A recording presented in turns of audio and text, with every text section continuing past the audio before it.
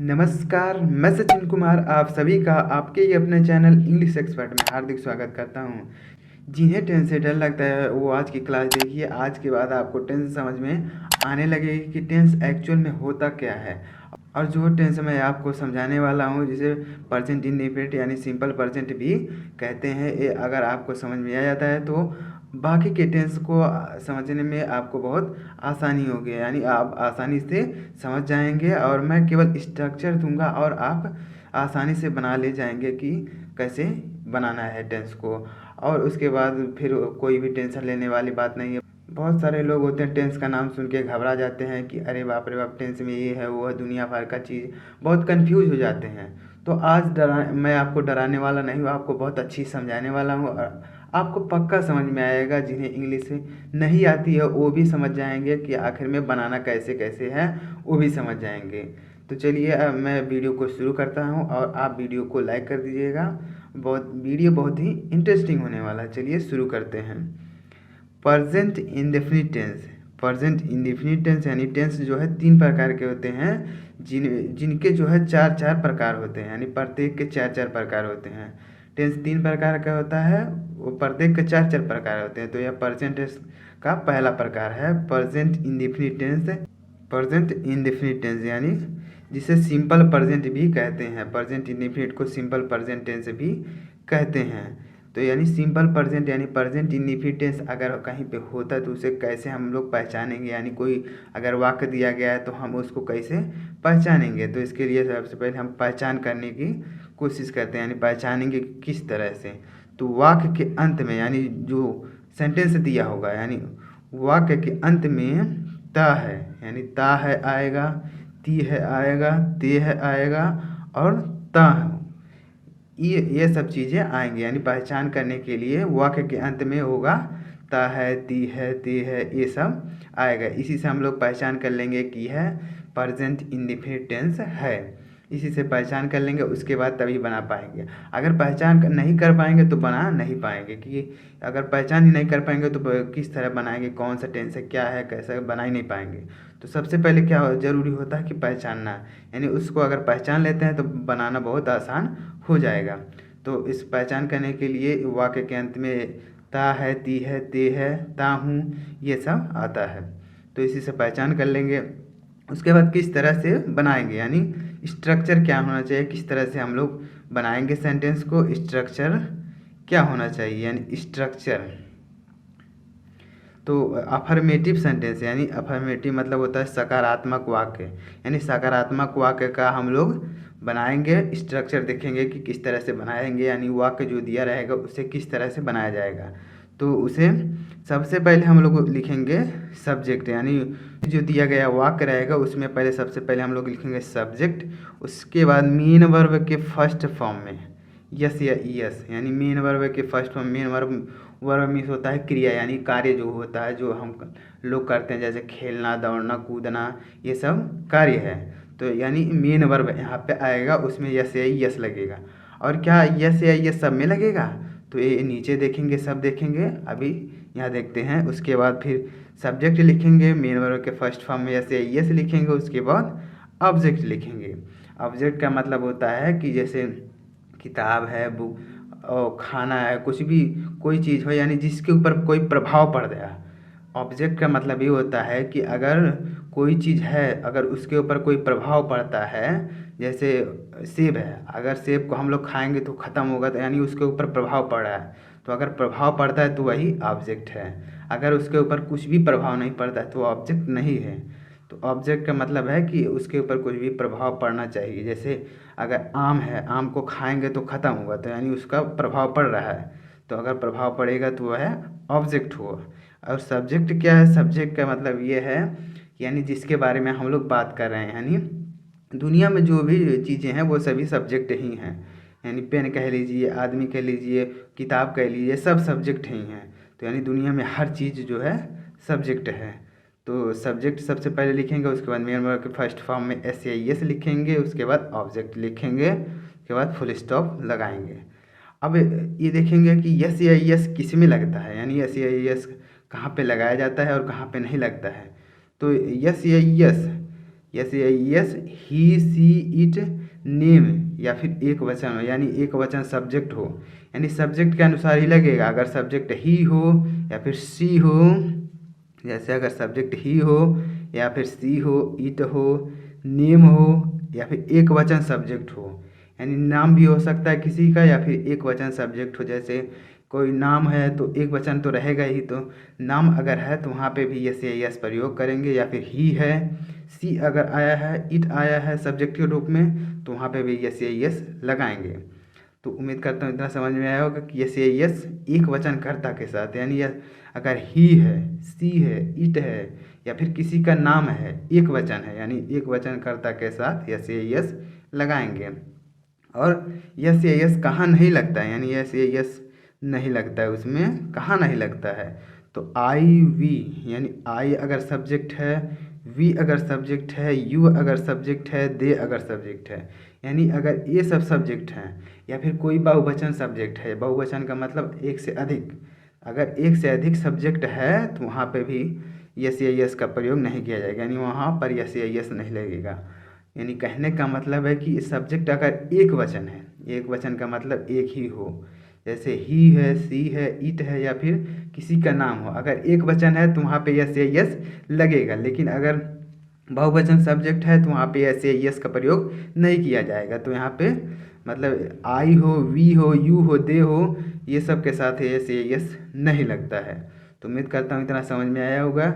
कहने का मतलब है कि प्रेजेंट इंडेफिनिट की पहचान है ता है, ती है, ते है, और इसका स्ट्रक्चर होता है सब्जेक्ट प्लस मेन वर्ब के फर्स्ट फॉर्म में यस या यस लगता है, उसके बाद ऑब्जेक्ट होता है। तो इसी तरह मतलब स्ट्रक्चर को ध्यान में रखते हुए हम लोग बनाएंगे कि किस तरह से हिंदी से इंग्लिश में ट्रांसलेशन करेंगे। तो यस या यस एक वचन कर्ता के साथ, और यस या यस अगर सब्जेक्ट बहुवचन है तो वहाँ पे यस या यस नहीं लगेगा। तो उम्मीद करता हूँ इतना समझ में आया होगा, पहचान स्ट्रक्चर आपको समझ में आएगा। तो चलिए आगे बढ़ते हैं और कुछ एग्जाम्पल को देखते हैं और समझते हैं कि किस तरह से प्रेजेंट इंडेफिनिट को बनाया जाता है। देखिए पहला एग्जाम्पल है वह दौड़ता है, पहला एग्जाम्पल है वह दौड़ता है। तो यहाँ पे वह दौड़ता है, तो सबसे पहले हम लोग उसको पहचान करेंगे, यानी पहचानेंगे कि यह किस टेंस में है। तो देखिए यहाँ पे लास्ट में है ता है, यानी यहाँ पे लिखा गया ता है। ता है का मतलब ता है, ती है, ते है, तो मतलब प्रेजेंट इंडेफिनिट टेंस। तो यानी पहचान, अगर सबसे पहले पहचान करना ही ज़रूरी है, अगर पहचान लेंगे तो बनाना आसान हो जाएगा। तो सबसे पहले हम लोग पहचान गए, तो पहचान गए कि मतलब ये जो वाक्य दिया गया है यह प्रेजेंट इंडेफिनिट टेंस में है। तो इसको कैसे बनाएंगे, तो इसका स्ट्रक्चर क्या है, सब्जेक्ट प्लस मेन वर्ब के फर्स्ट फॉर्म में यस या यस। तो सब्जेक्ट इसमें क्या है, सब्जेक्ट है वह, तो वह है, इसको लिखेंगे ही, तो यहाँ पे लिखा गया है ही, यानी सब्जेक्ट है ही, तो हो गया वह, यानी ही माने वह। उसके बाद लिखेंगे मेन वर्ब के फर्स्ट फॉर्म में यस या यस। तो मेन वर्ब है दौड़ना, दौड़ना एक कार्य है यानी मेन वर्ब है, तो कार्य को ही मेन वर्ब कहते हैं। यानी मेन वर्ब है यहाँ पे दौड़ना, तो दौड़ना का होता है रन, उसमें यस या यस लगे। अब देखिए कि यस या यस लगेगा कि नहीं, तो यहाँ पे लगेगा, इसलिए यहाँ पे यस या यस लगेगा क्योंकि यहाँ पे जो है सब्जेक्ट एक वचन है, यानी जो यह सब्जेक्ट दिया गया है ही, यह एक वचन है, इसलिए यहाँ पे यस या यस लगेगा। तो इसलिए यहाँ पे रन में यस जोड़ा गया तो हो जाएगा रन्स, यानी वह दौड़ता है, तो इसका हो जाएगा ही रन्स, यानी वह दौड़ता है। अगला एग्जाम्पल देखिएगा, मैं पढ़ता हूँ, मैं पढ़ता हूँ, तो इसका क्या होगा, अब इसको भी पहले पहचानेंगे। तो पहचानना मतलब लास्ट में देखेंगे, तो यहाँ पे देखिए लिखा गया है ता है, यानी ता हूँ। ता हूँ का मतलब है प्रेजेंट इंडेफिनिट टेंस, यानी पहचान अगर कर लेंगे तो बनाने में आसानी होगी। तो इसका स्ट्रक्चर क्या है कि सब्जेक्ट प्लस मेन वर्ब की फर्स्ट फॉर्म में यस या यस। तो सब्जेक्ट सबसे पहले लिखेंगे, तो सब्जेक्ट है इसमें आई, यानी मैं सब्जेक्ट है तो हो जाएगा आई, आई लिखेंगे। उसके बाद फिर मेन वर्ब के फर्स्ट फॉर्म में यस या यस। तो मेन वर्ब इसमें क्या है, पढ़ना, पढ़ना का होता है रीड, रीड में यस या यस लगेगा कि नहीं लगेगा ये देखेंगे। तो यहाँ पे सब्जेक्ट देखिए बहुवचन है, आई जो है बहुवचन में आता है, तो इसलिए यहाँ पे यस या यस नहीं लगा है, तो इसलिए लिखेंगे आई रीड, यानी मैं पढ़ता हूँ, तो इसका हो जाएगा आई रीड। इसमें यस या यस नहीं लगेगा, क्योंकि जो आई जो है वह बहुवचन है, इसलिए यहाँ पे यस या यस नहीं लगेगा। अगला देखिएगा, उम्मीद करता हूँ ना समझ में आया होगा। वे किताब खरीदते हैं, वे किताब खरीदते हैं, तो इसका क्या हो जाएगा? वे अब यहाँ पे देखिएगा, जो हमने दोनों एग्जाम्पल बनाए हैं यहाँ पे ऑब्जेक्ट नहीं था, यानी इसमें कोई ऑब्जेक्ट नहीं है। ऑब्जेक्ट मतलब बताया ना कि उस पर प्रभाव पड़ेगा तो ऑब्जेक्ट होगा, तो यानी इसमें कोई ऑब्जेक्ट नहीं है, यानी दो एग्जाम्पल जो हमने बनाया है उसमें कोई ऑब्जेक्ट नहीं है। और इस वाले तीसरे एग्जाम्पल में ऑब्जेक्ट है, वे किताब खरीदते हैं, तो किताब जो है यहाँ पे ऑब्जेक्ट है। तो इसको किस तरह बनाएंगे? तो सबसे पहले लिखेंगे सब्जेक्ट, सबसे पहले पहचान करेंगे। तो पहचान के लिए यहाँ पे देखिए लास्ट में लिखा गया है ती हैं, तो ती हैं मतलब प्रेजेंट इंडेफिनिट टेंस। तो उसके बाद इसको लिखेंगे सब्जेक्ट प्लस मेन वर्ब के फर्स्ट फॉर्म में यस या यस, उसके बाद ऑब्जेक्ट। तो सब्जेक्ट है वे का होता है दे, यानी दे लिखेंगे। उसके बाद फिर मेन वर्ब के फर्स्ट फॉर्म में यस या यस, तो मेन वर्ब है बाई, तो बाई लिख देंगे। उसके बाद यस या यस इसमें लगेगा कि नहीं लगेगा? नहीं लगेगा। क्यों नहीं लगेगा? क्योंकि ये सब्जेक्ट जो है बहुवचन है, इसलिए यहाँ पे यस या यस, यहाँ पे यस या यस नहीं लगेगा। उसके बाद लिख देंगे ऑब्जेक्ट, तो ऑब्जेक्ट है बुक। तो यहाँ पे ए क्यों लिखा गया? क्योंकि हमेशा नाउन के साथ जो है आर्टिकल का प्रयोग किया जाता है, इसलिए यहाँ पे लिखा गया है ए बुक। तो हो जाएगा वे किताब खरीदते हैं, तो इसका क्या हो जाएगा? They buy a book, they buy a book, यानी वह वे किताब खरीदते हैं, ये हो जाएगा इसका। अब आगे देखिएगा, राम फुटबॉल खेलता है, राम फुटबॉल खेलता है। तो सबसे पहले हम इस सेंटेंस को पहचानेंगे, तो पहचानने के लिए लास्ट में देखेंगे तो यहाँ पे लिखा गया है ता है, तो मतलब ये प्रेजेंट इंडेफिनिट टेंस है। उसके बाद इसको बनाएंगे, तो subject plus main verb first form में यस या यस, ये स्ट्रक्चर याद रहेगा तो आसानी होगी बनाने में। तो स्ट्रक्चर को ध्यान में रखते हुए हम लोग बनाएंगे। तो इस स्ट्रक्चर क्या है? सब्जेक्ट प्लस मेन वर्ब की फर्स्ट फॉर्म यस या यस, तो सब्जेक्ट है यहाँ पे राम।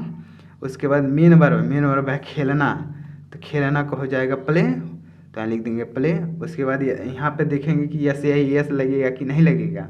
तो यहाँ पे राम एक वचन है, तो इसीलिए यहाँ पे यस लगेगा, तो हो जाएगा प्लेज, यानी राम खेलता है, राम प्लेज। अब क्या खेलता है? तो फुटबॉल खेलता है, तो फुटबॉल हो जाएगा, ये फुटबॉल यहाँ पे ऑब्जेक्ट है, यानी राम फुटबॉल खेलता है। उम्मीद करता हूँ इतना समझ में आया होगा। अगला देखिएगा, तुम स्कूल जाते हो, तो इसका क्या होगा? इसका सबसे पहले पहचानेंगे, तो पहचान करने के लिए लास्ट में देखेंगे तो यहाँ पे लिखा गया ते हो मतलब ते हो, ता हो, ती हो, ये सब आता है, तो वहाँ पे प्रेजेंट इंडेफिनिट टेंस होता है। मेन बात है पहचानना, यानी पहचान लेंगे अगर तो बनाने में आसानी होगी। और दूसरा नंबर है कि स्ट्रक्चर हमको मालूम रहना चाहिए कि स्ट्रक्चर इसमें क्या होता है।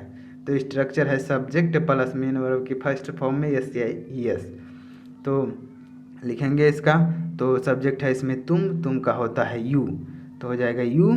उसके बाद देखेंगे मेन वर्ब है, तो मेन वर्ब है जाना का होता है गो, तो यहाँ पे हो जाएगा गो। अब यहाँ पे यस या यस लगेगा कि नहीं लगेगा? तो यहाँ पे यस या यस नहीं लगेगा, तो यहाँ पे यस या यस नहीं लगेगा, मैंने इसलिए लिख दिया ताकि आप लोग पहचान पाएंगे कि नहीं कि इसमें लगेगा कि नहीं लगेगा। तो ये नहीं लगेगा क्योंकि जो है यू जो है बहुवचन है, इसलिए यहाँ पे यस या यस का प्रयोग नहीं होगा। तो हो जाएगा गो, यानी यू गो, यानी तुम जाते हो।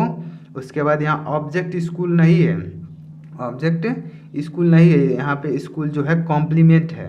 कॉम्प्लीमेंट को अगले वीडियो में बताऊंगा, यानी आगे बताऊंगा कि कॉम्प्लीमेंट क्या होता है, यानी जिसके ऊपर प्रभाव नहीं पड़ता है। मैंने कहा ना कि अगर प्रभाव पड़ता है, यानी कुछ जैसे सेब है, आम है, अगर उसको खाएंगे तो ख़त्म होगा, तो उस पर प्रभाव पड़ रहा है, यानी वो ख़त्म हो रहा है, तो वहाँ ऑब्जेक्ट है। लेकिन स्कूल पे कोई प्रभाव नहीं पड़ेगा, यानी जैसे हम पढ़ने जाते हैं स्कूल में तो उस पर कोई प्रभाव नहीं पड़ता, यानी स्कूल के ऊपर कुछ भी प्रभाव नहीं पड़ता, तो इसीलिए यहाँ पे ऑब्जेक्ट नहीं है, स्कूल ऑब्जेक्ट नहीं है, तो यहाँ पे वो कॉम्प्लीमेंट है। तो यू गो टू स्कूल, यानी यू गो टू स्कूल यानी तुम स्कूल जाते हो, तो क्या हो जाएगा इसका?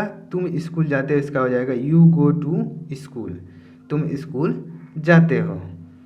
तो उम्मीद करता हूँ कि यह टेंस आपको समझ में आया होगा। अगर ना समझ में आया हो तो प्लीज़ कमेंट करके बताएंगे, एक बार फिर से समझाने की कोशिश करूँगा।